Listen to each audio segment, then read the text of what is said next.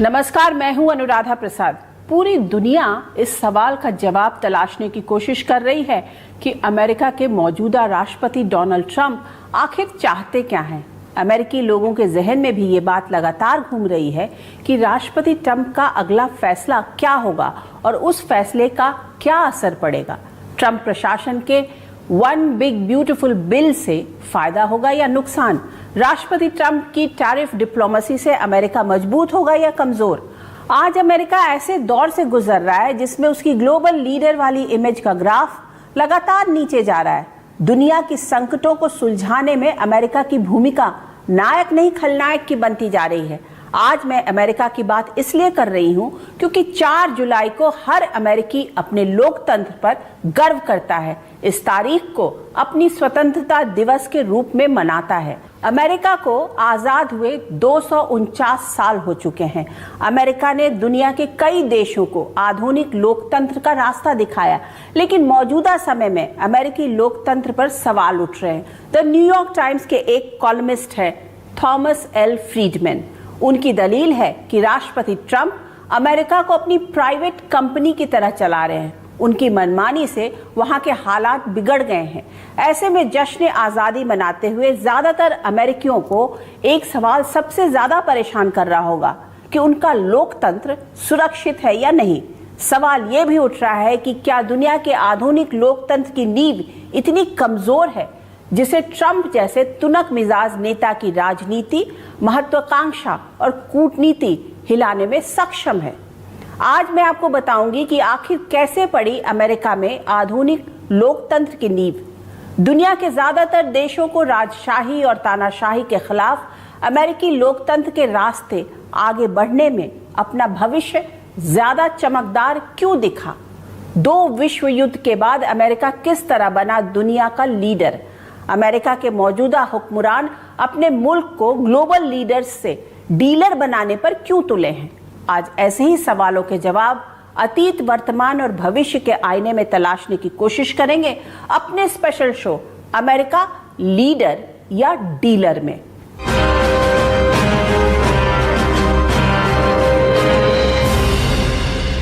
ये तो तय है कि डोनाल्ड ट्रंप 20 जनवरी 2029 तक अमेरिका के राष्ट्रपति बने रहेंगे। राष्ट्रपति ट्रंप अपने तरीके से अमेरिका पर शासन कर रहे हैं। उनका वन बिग ब्यूटीफुल बिल अमेरिकी संसद के दोनों सदनों में पास हो चुका है और राष्ट्रपति ट्रंप भी इस बिल पर दस्तखत कर चुके हैं। यानी वन बिग ब्यूटीफुल बिल अब अमेरिका में कानून बन चुका है, जिसके लिए राष्ट्रपति ट्रंप ने बिजनेस टाइकून एलन मस्क के साथ अपनी दोस्ती की बलि चढ़ा दी। दोनों के बीच रिश्ते इस कदर बिगड़ चुके हैं कि अब इस बात पर चर्चा हो रही है कि क्या एलन मस्क को मुल्क से निकाला जाएगा। दुनिया ने ट्रंप और मस्क के बीच दोस्ती और दरार दोनों देखा है। ट्रंप अपनी शर्तों पर रिश्ता जोड़ते और तोड़ते हैं। कुछ वैसा ही मिजाज एलन मस्क का भी है। राष्ट्रपति ट्रंप दुनिया में रिश्तों को अपनी दूरबीन से देखने और परिभाषित करने की कोशिश कर रहे हैं। कुछ हफ्ते पहले दुनिया ने देखा कि ईरान के परमाणु ठिकानों को नष्ट करने के लिए अमेरिका ने किस तरह की बमबारी की। ये भी किसी से छिपा नहीं है कि इजराइल के पीछे अमेरिका खड़ा है। उधर रूस के खिलाफ जंग में यूक्रेन की मदद भी अमेरिका ही कर रहा है। एक तरफ अमेरिका जंग को पीछे से हवा दे रहा है और दूसरी ओर हथियारों की डील भी सील हो रही है। ऐसे में सबसे पहले ये समझते हैं कि राष्ट्रपति ट्रंप के दौर में अमेरिकी लोकतंत्र को दुनिया किस तरह से देख रही है। राष्ट्रपति डोनाल्ड ट्रंप के दस्तखत के साथ ही one big beautiful bill America में कानून बन गया। इससे ट्रंप प्रशासन की कई अहम नीतियों को कानूनी ताकत मिल गई, जिसमें बड़ी संख्या में प्रवासियों को वापस भेजना, सेना और बॉर्डर सिक्योरिटी पर ज्यादा खर्च, पहले कार्यकाल की टैक्स छूट को आगे बढ़ाना, टिप्स और ओवरटाइम पर टैक्स नहीं। अमेरिका को अपनी निजी कंपनी की तरह चला रहे हैं और निजी कंपनी से भी ज़्यादा वो अपने व्यक्तिगत हितों को देख के चला रहे हैं, जिसको हम ये भी देख सकते हैं कि जो उनके अपने सपोर्टर्स थे, जैसे मस्क का एक बहुत बड़ा एग्जाम्पल है और उन्होंने बहुत उनके जीतने में मदद की थी, उनको भी एलिनेट किया गया है। तो अमेरिका में इसीलिए लोग बहुत नाराज़ हैं और ये भावना बढ़ रही है कि ये डेमोक्रेसी के खिलाफ है। एक बड़ा सच ये भी है कि ट्रंप अमेरिका को जिस तरह से चला रहे हैं उसमें वहां रहने वाले हर दूसरे अमेरिकी को नौकरी जाने या छटनी का डर सता रहा है। एक रिपोर्ट के मुताबिक इस साल जनवरी से मई के बीच 7 लाख लोगों की नौकरियां गईं। 46% कर्मचारी छटनी की आशंका से टेंशन में हैं। नौकरी बचाने के लिए कर्मचारी ज्यादा काम कर रहे हैं। जनवरी में अब तक फेडरल सरकार ने 59,000 नौकरियां घटाई हैं। एक अनुमान के मुताबिक ट्रंप जिस रास्ते आगे बढ़ रहे हैं उसमें अमेरिका का कुल कर्ज $37 ट्रिलियन से बढ़कर अगले दशक तक $40 ट्रिलियन तक पहुंच सकता है। इतना ही नहीं, राष्ट्रपति ट्रंप ने अगली दूसरी पारी में जिस तरह दूसरे देशों पर टैरिफ बढ़ाया उसका साइड इफेक्ट भी सामान्य अमेरिकी लोगों को झेलना पड़ रहा। ट्रंप जो है अमेरिका की जो इंस्टीट्यूशंस हैं जो उनको लगता है कि बहुत ज़्यादा ब्यूरोक्रेटिक हो गई हैं या जिनमें लेफ्टिस्ट इन्फ्लुएंस बहुत बढ़ गया है, उन इंस्टीट्यूशंस को ट्रंप रिफॉर्म कहें नहीं तो मैं कहूँगा री गवर्नमेंट कर रहे हैं। आपने डोज का एग्जाम्पल देखा है कि अमेरिकी सरकार के अलग अलग डिपार्टमेंट्स के बजट कम किए जा रहे हैं कि इनमें फालतू खर्चा हो रहा है, फिजूल खर्चा हो रहा है, उसमें सरकारी एम्प्लॉयज़ को निकाला भी जा रहा है। और जो डिपार्टमेंट ट्रंप और इनकी कंजर्वेटिव फिलॉसफी और मागा फिलॉसफी को देखते हैं कि इन डिपार्टमेंट्स की जरूरत नहीं है या कम करना चाहिए, उन्हें दरकिनार कर दिया जा रहा है। For example department of education जो अमेरिका के अंदर है, जो सेंट्रल गवर्नमेंट का है, उसको बहुत ज़्यादा कमज़ोर कर दिया गया है, उसके बजट काट लिए गए हैं। दूसरी पारी में डोनाल्ड ट्रंप ने अपनी टैरिफ डिप्लोमेसी के जरिए पूरी दुनिया में खलबली मचा रखी है। उनकी दलील है कि जो देश जितना टैक्स वसूलता है उससे उतना ही इंपोर्ट ड्यूटी लिया जाएगा। एक अनुमान के मुताबिक अमेरिका में सालाना $4 बिलियन के सामान का इंपोर्ट होता है, जिसमें 15.6% मैक्सिको और 12.6% कनाडा से इंपोर्ट होता है। चाइना से 13.5% सामान अमेरिका में इंपोर्ट होता है। मैक्सिको, कनाडा और चीन मिलकर अमेरिका में करीब 42% सामान इंपोर्ट करते हैं। यूरोपीय यूनियन से भी अमेरिका में 16% इंपोर्ट होता है। राष्ट्रपति ट्रंप पहले भारी भरकम टैरिफ का ऐलान कर डेडलाइन आगे बढ़ा रहे हैं और ज्यादातर बड़े देशों के साथ टैरिफ रेट को लेकर सौदेबाजी कर रहे हैं। भारत और अमेरिका के बीच भी ट्रेड डील को लेकर लगातार बातचीत चल रही है। ये राष्ट्रपति ट्रंप का सौदेबाजी का स्टाइल है, जिसमें एक ओर उनके प्रतिनिधि बातचीत की मेज पर बैठते हैं, दूसरी ओर अमेरिकी रिपब्लिकन सेनेटर लिंडसे ग्राहम रूसी तेल खरीदने वाले देशों पर 500% टैरिफ लगाने की बात कहते हैं। उन्होंने लिबरेशन डे 2 अप्रैल को टैरिफ्स अनाउंस कर दिए पूरे दुनिया भर के देशों में। 175 देशों में उन्होंने रेसिप्रोकल टैरिफ्स लगा दिए और फिर एक सप्ताह बाद उन्होंने कहा जो हम इनके ऊपर पॉज कर रहे हैं 3 महीने के लिए, तो 9 जुलाई तक रहेगा। और फिर हर देश एक दबाव में आ चुका है, हर देश एक प्रेशर में आ चुका है जो जल्दी से जल्दी वो किसी प्रकार का कोई अग्रीमेंट, ट्रेड अग्रीमेंट, चाहे टेम्पररी चाहे प्रिलिमिनरी ट्रेड अग्रीमेंट अमेरिका के साथ साइन करे, नहीं तो उनके ऊपर रेसिप्रोकल टैरिफ्स लग जाएंगे। तो जब इतनी अनसर्टेनिटी हो गई है तो फिर इसमें बहुत दिक्कत आ रही है जो कैसे इस ट्रेड को, निवेश को कैसे आगे बढ़ाया जाए। तो पूरी दुनिया की अर्थव्यवस्था को उन्होंने उथल पुथल कर दिया है।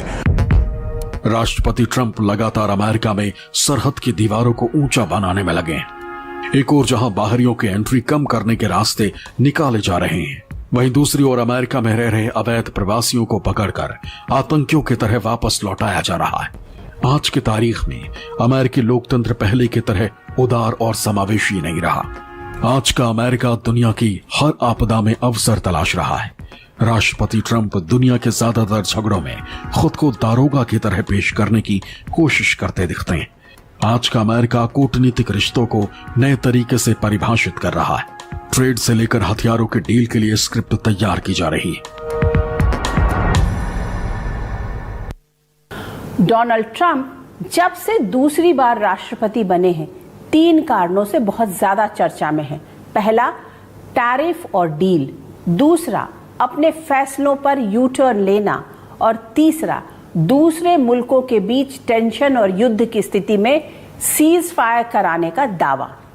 भारत और अमेरिका के बीच भी ट्रेड डील पर बातचीत चल रही है। भीतर खाने खबर है कि 9 जुलाई तक भारत और अमेरिका के बीच मिनी ट्रेड डील सील हो सकती है। राष्ट्रपति ट्रंप ने टैरिफ को जिस तरह सौदेबाजी के लिए हथियार की तरह इस्तेमाल किया है, उसे कूटनीतिज्ञ टैरिफ टेररिज्म का नाम भी देते हैं।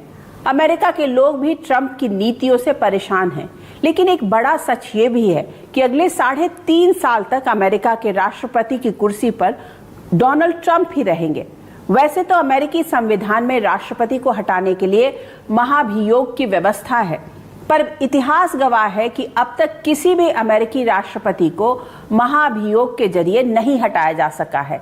अमेरिकी लोकतंत्र में सत्ता 2 दलों यानी रिपब्लिकन और डेमोक्रेटिक पार्टी के बीच परिक्रमा करती रहती है। इन दोनों दलों से इतर किसी तीसरे दल के लिए अमेरिकी लोकतंत्र में सत्ता हासिल करना नामुमकिन जैसा रहा है। ऐसे में सवाल उठता है कि क्या एलन मस्क जैसे दिग्गज कारोबारी अमेरिका में रिपब्लिकन या डेमोक्रेट से इतर कोई तीसरा विकल्प खड़ा कर पाएंगे।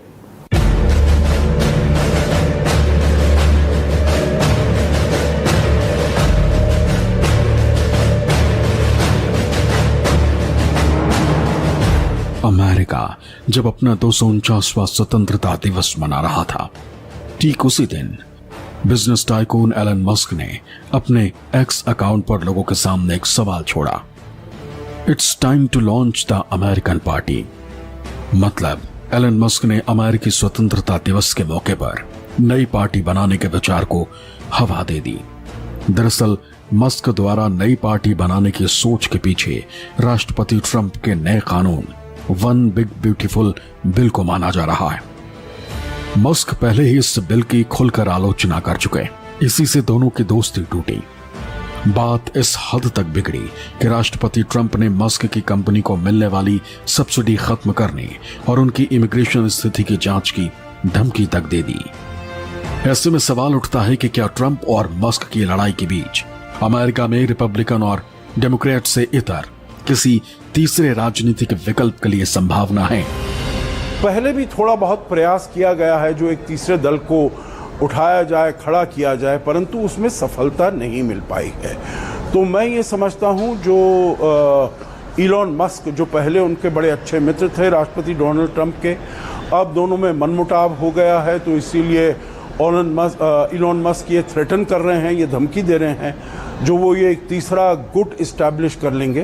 परंतु मेरे विचार से अगर आइडियोलॉजीज के बेसिस पर ये गुट नहीं आता है, अगर ये केवल राष्ट्रपति डोनाल्ड ट्रंप को अपोज करने के लिए ये गुट आता है, तो इसका कोई भविष्य नहीं है, इसको कोई खास सफलता मिलने वाली नहीं है। अमेरिका में 2 बड़े राजनीतिक दल हैं, रिपब्लिकन पार्टी और डेमोक्रेटिक पार्टी।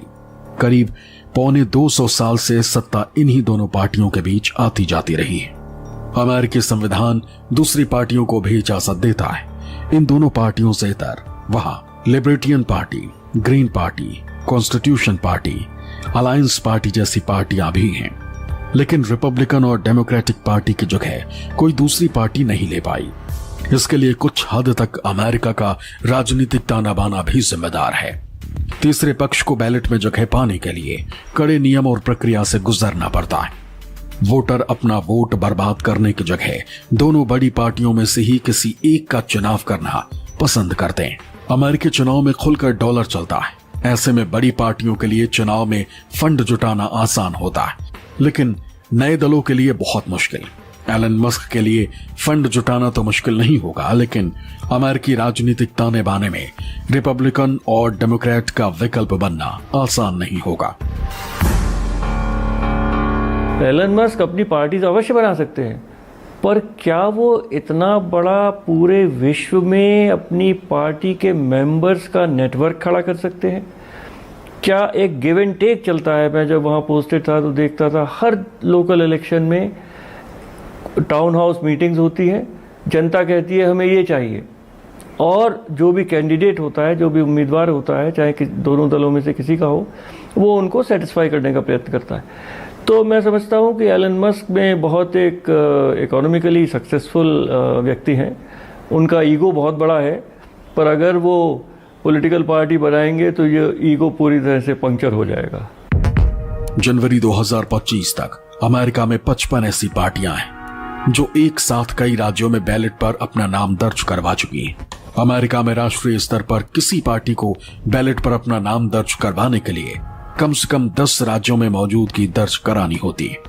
एलन मस्क भी बहुत जुनूनी शख्स हैं। उन्होंने अपने जुनून और काबिलियत के दम पर ही टेस्ला, स्पेसएक्स, स्टारलिंक जैसी कंपनियों को बुलंदी के आसमान पर पहुंचाया। उनकी गिनती दुनिया के टॉप कारोबारियों में होती है, लेकिन अमेरिका में तीसरा राजनीतिक विकल्प खड़ा करने की उनकी कोशिश कितनी रंग लाएगी, इसका जवाब अभी भविष्य के गर्भ में है।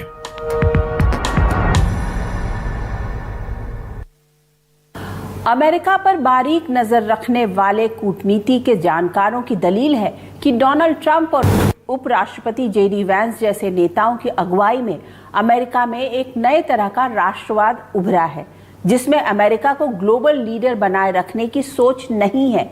वहां के हुक्मरानों की सोच है कि सिर्फ अमेरिका के राष्ट्रीय हित और प्राथमिकताओं पर फोकस होना चाहिए, भले ही इससे दुनिया के दूसरे देशों या वैश्विक गठबंधनों को नुकसान हो।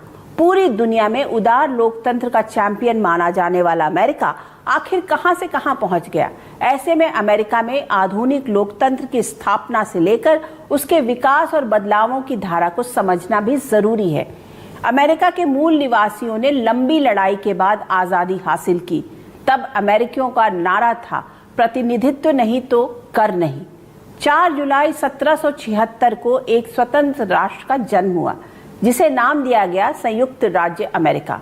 आजादी के बाद इस बात पर मंथन शुरू हुआ कि अमेरिका किन मूल्यों और नियमों के साथ आगे बढ़ेगा।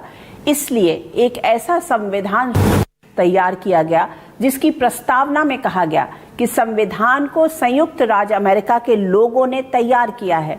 अमेरिका में हुए बदलावों ने पूरी दुनिया को राजतंत्र से हटकर लोकतंत्र की नई राह दिखाई। दुनिया के नक्शे पर अमेरिका पहला देश बना जिसका संविधान लिखित था, पहला ऐसा देश बना जो साम्राज्यवाद को हराकर आजाद हुआ था। 4 जुलाई 1776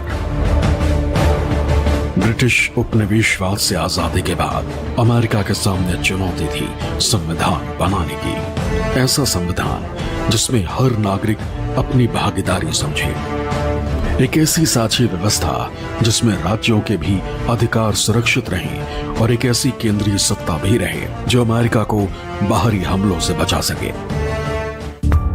1787 में फिलाडेल्फिया में 12 राज्यों के 55 प्रतिनिधियों का सम्मेलन हुआ, जिसकी अध्यक्षता जॉर्ज वॉशिंगटन ने की, और एक ऐसा लिखित संविधान सामने आया जिसकी प्रस्तावना में कहा गया कि इसे अमेरिकी लोगों ने तैयार किया है। दुनिया के पहले लोकतंत्र के पहले चुनाव के लिए जब मतदान हुआ तो वोटिंग का अधिकार सिर्फ संपत्ति रखने वाले श्वेत पुरुषों को मिला। अमेरिका में लोकतंत्र की जड़ें बहुत मजबूत हैं। वो अलग बात है कि वो उन्होंने ब्लैक्स को, अफ्रीकन्स को बहुत दिन तक वोट नहीं करने दिया। लेडीज़ को, औरतों को शायद 1910 या 1915 में वहाँ वोट करने का अधिकार मिला। वो सब चीज़ें अपनी जगह हैं, पर लोकतंत्र की जड़ें अमेरिका में बहुत मजबूत है।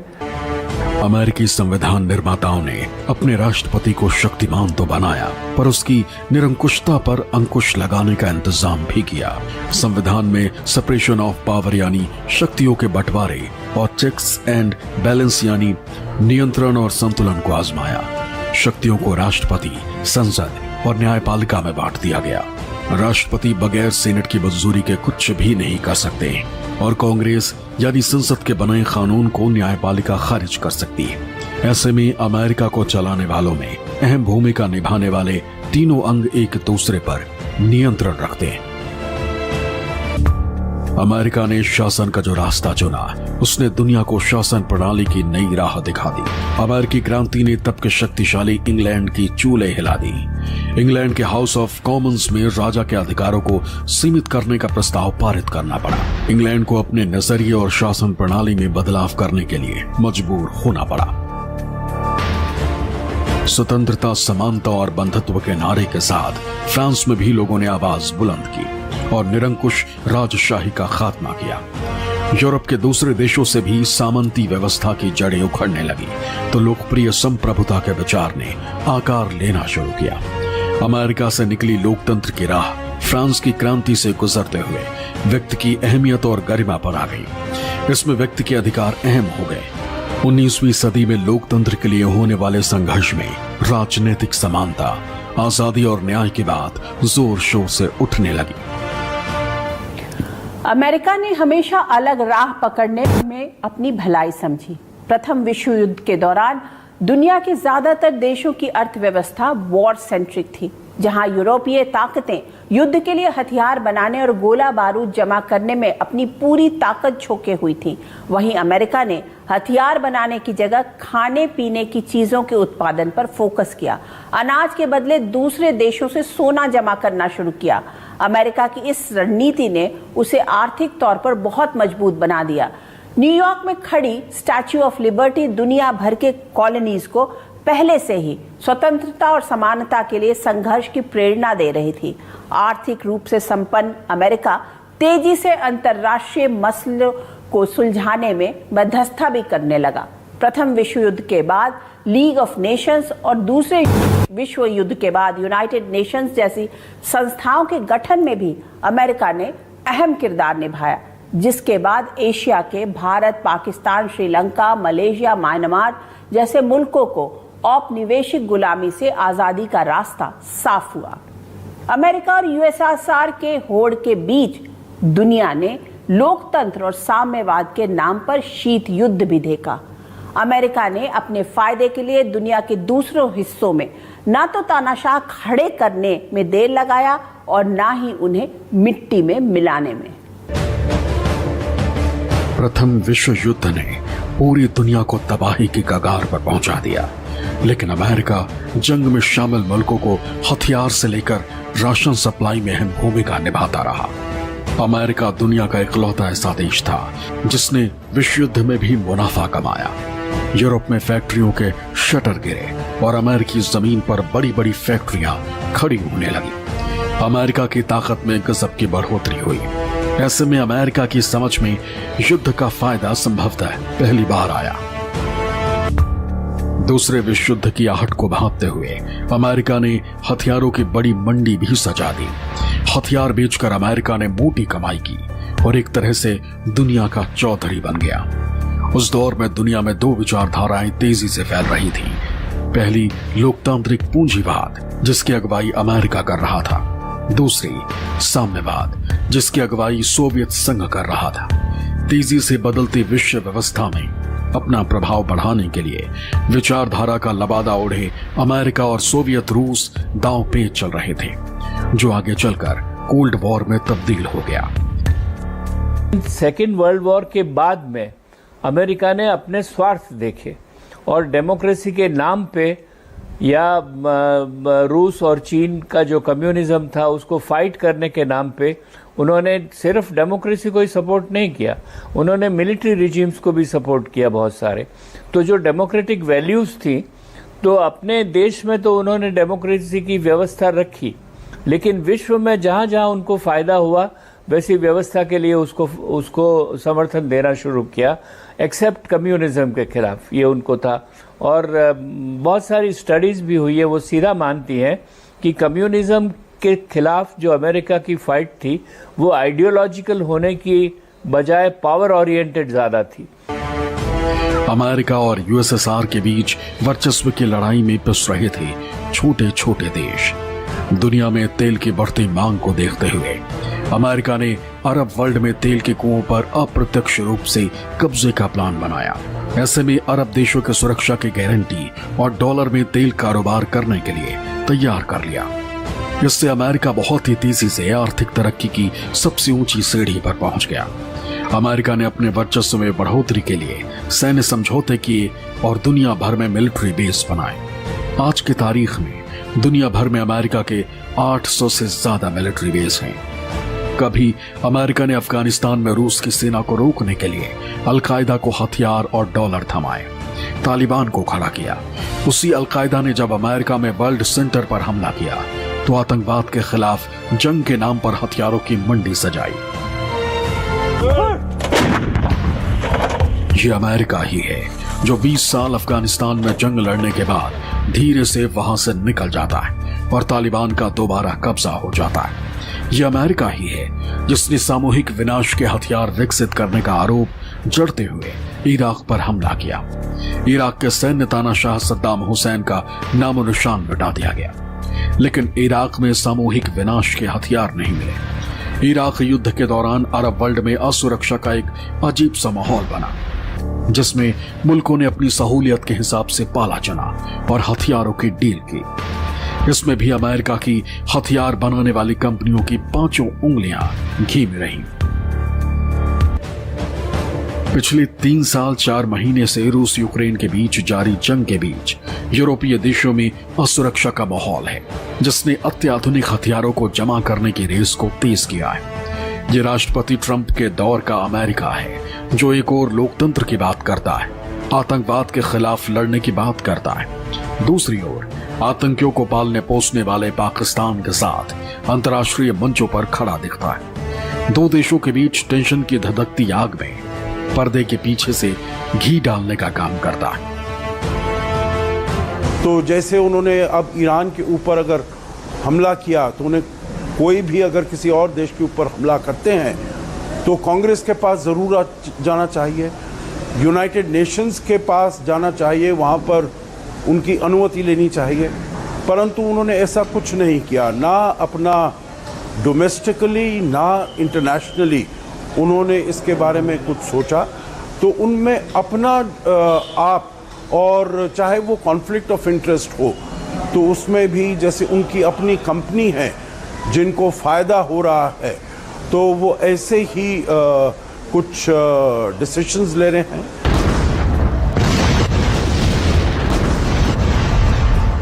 इजराइल और ईरान के बीच हुए हालिया टकराव ने एआई आधारित अत्याधुनिक हथियार और एयर डिफेंस सिस्टम की ओर पूरी दुनिया का ध्यान खींचा है। अमेरिकी फाइटर जेट भी ईरान के परमाणु ठिकानों को निशाना बना चुके हैं। ऐसे में पारंपरिक हथियारों की जगह नए तरह के हथियारों के लिए बाजार के खिड़की दरवाजे खुले, जिसका सबसे बड़ा सौदागर अमेरिका है। चाहे वियतनाम युद्ध हो या इराक युद्ध या फिर अफगानिस्तान का युद्ध, सवाल उठता है कि इन युद्धों के बाद अमेरिका को क्या हासिल हुआ। इसी तरह रूस के खिलाफ यूक्रेन को पीछे से मदद और ईरान के खिलाफ इजराइल को सैन्य मदद से अमेरिका को क्या फायदा हुआ। क्या दूसरे देशों के बीच तनाव और युद्ध में अपना फायदा देखने वाली सोच ट्रंप प्रशासन में और मजबूत हुई। कुछ दशक पहले तक दुनिया की बड़ी बड़ी समस्याओं को सुलझाने में सुपर पावर अमेरिका अगुवा की भूमिका में दिखता था, पर अब वहां के हुक्मरान हाइपर नेशनलिस्ट एजेंडा आगे बढ़ाने में लगे हैं। ट्रंप तो make America great again agenda के जुनून में विदेशी छात्रों को भी खूंखार अपराधियों की तरह वापस भेजने में लगे हुए हैं। अमेरिकी सरहद की दीवार को और ऊंचा करने की लगातार कोशिश हो रही है। वहां के हुक्मरान सौदेबाजी के लिए नए नए पैतरे आजमा रहे हैं, लेकिन राष्ट्रपति ट्रंप को ये भूलना नहीं चाहिए कि अमेरिका अगर दुनिया का सुपर पावर बना तो अपने लोकतांत्रिक मूल्यों की वजह से, अपने समावेशी समाज की वजह से, बेस्ट टैलेंट के इस्तकबाल वाली सोच से, दुनिया की समस्याओं को सुलझाने में अपने लीडर वाले रोल से, न कि डीलर वाली सोच से। आज के इस एपिसोड में बस इतना ही। आपसे फिर मुलाकात होगी किसी ऐसे मुद्दे के साथ जिसे जानना और समझना हम सब के लिए जरूरी होगा। तब तक के लिए मुझे दीजिए इजाजत। निष्पक्ष खबरों के लिए आप देखते रहिए न्यूज़ 24। नमस्कार।